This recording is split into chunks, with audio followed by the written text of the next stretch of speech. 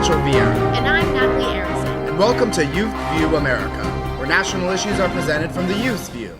This show is put on in conjunction with Youth View America, the nonprofit organization dedicated to educating tomorrow's leaders on the most pressing national issues while working for youth's rights and the right to be heard. In less than 30 minutes, you have the opportunity to become informed on our nation's most compelling stories. We're also getting a fix for the latest news in movies, music, and sports. And now to America's top stories. U.S. officials said Monday that the long-term effect of the Gulf of Mexico oil spill will damage fragile ecosystems for years to come. At least 20 million gallons of oil has spilled into the sea since the April 20th explosion and is now contaminating miles of Louisiana coastline. British Petroleum said Monday that it had spent at least $1.25 billion on the spill and that they now have a tube siphoning the leaking oil up to a containment ship on the surface. The oil has already forced the closure of valuable fishing grounds, blighting the livelihoods of many residents, and hundreds of birds have been picked up by wildlife rescue workers in coastal states. Of the 820 birds found so far, 597 have been found dead, and all 223 found alive have been visibly oiled. This past weekend in Millbury, Ohio, a community whose high school was destroyed the day before graduation by a tornado that killed 7 people, rescheduled the ceremony as residents sifted through what was left of their belongings. This was Ohio's strongest tornado in 8 years, destroying dozens of homes and an emergency services building in northwest Ohio. According to preliminary information from the National Weather Service, the tornado was rated a Category 3 on a 0 to 5 scale of measuring tornadoes, with 5 being the most severe. It was Ohio's most powerful tornado since one with winds topping 200 miles per hour, which hit in 2002, about 75 miles northwest of Saturday's storm. States across the country are quietly shutting down dozens of juvenile detention centers amid plunging juvenile arrest, softer treatment policies, and bleak budgets. In Ohio, the number of juvenile offenses has plummeted by nearly half over the last 2 years, pushing the state to close 3 facilities. In California, closure includes a youth institution near Los Angeles that operated for nearly 115 years. And one in Texas will finally go quiet after getting its start as a World War II training base. Several factors have pushed states to close facilities, including the number of juveniles in state lockups having dropped dramatically, partly because there are fewer juvenile arrests and more offenders in county-based treatment programs. Also, states are grappling with busted budgets and cannot afford to operate facilities with so many empty beds. Criminologists aren't sure why fewer kids are getting into trouble. Some believe more kids are avoiding drug trafficking. Others think programs such as group homes, halfway houses, and after-school tutoring have reduced crime. All the empty beds offer states struggling with budget deficits a way to save money by downsizing juvenile justice systems. The closings have generated as much as $40 million in savings for the state's juvenile justice department through job reductions, Bill Sessa, spokesman for California's Department of Corrections and Rehabilitation, said.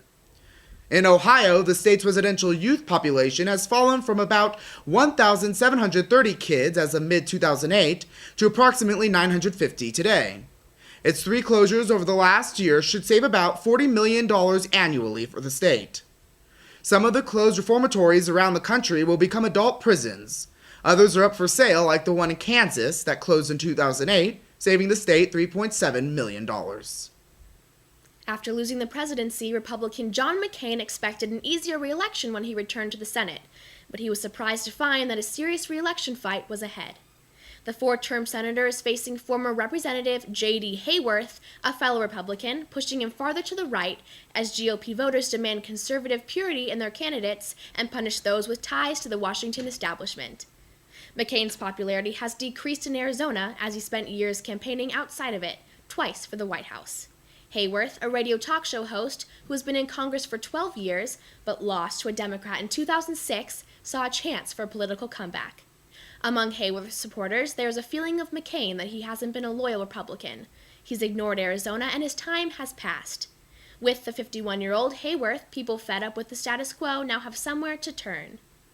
Steve Jobs announced Monday the release of the new iPhone. Updates to the phone include a front-side camera in addition to the traditional rear camera. FaceTime, a video calling program, and a new sleek body design. The new iPhone is set at a retail price of $199 for 16 gigabytes and $299 for 32 gigabytes. Current iPhone owners whose contracts expire within the year will have the opportunity to upgrade to the new design 6 months before the phone goes on the market. Mohamed Mahmoud Alessa, 20, and Carlos Eduardo Almonte, 24, are accused of joining Al-Shabaab, which was designated by the U.S. as a terrorist group in 2008. They face charges of conspiring to kill, maim, and kidnap persons outside of the United States by joining Al-Shabaab.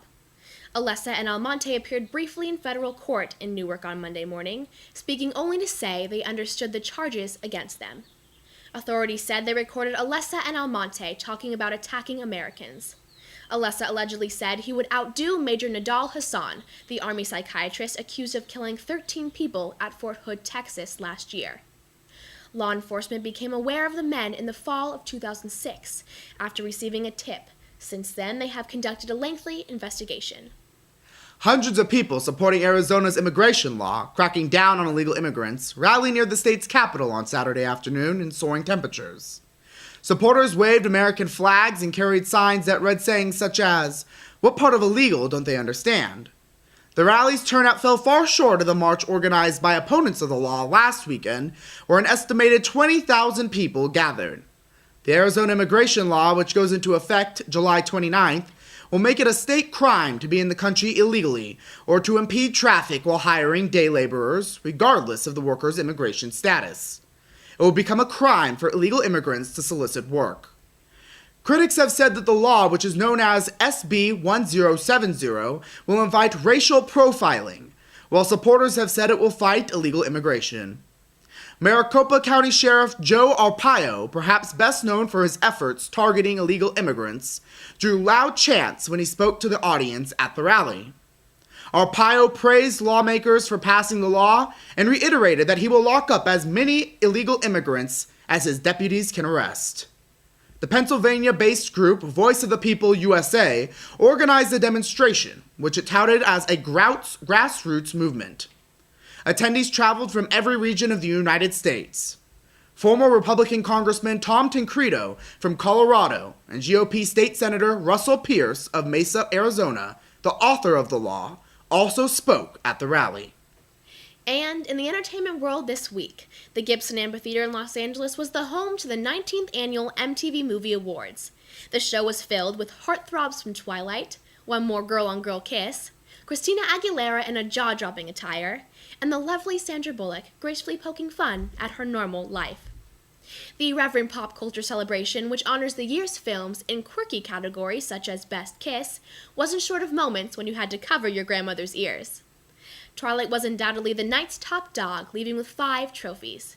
And although Bullock just won 1 trophy, it was the most important of the night. She accepted MTV's Generation Award in her first live televised appearance since her split with husband Jesse James earlier this year. The 45-year-old actress used her time on stage not only for thank yous, but to clear up tabloid rumors and to lock lips with Scarlett Johansson. Bullock wore a backless, glittery black dress and held herself with grace while asking America if we could just go back to normalcy.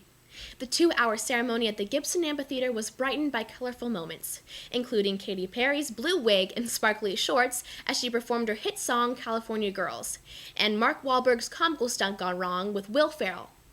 Tom Cruise entertained the audience as his Tropic Thunder character, Les Grossman, while dancing on stage with Jennifer Lopez to Ludacris's Get Back. Host Aziz Ansari made sure he was up to par with the rest of them, dancing to his own R. Kelly-inspired tribute to Avatar, which ended with some profane words for British Petroleum. Needless to say, the night was one of elegance and class.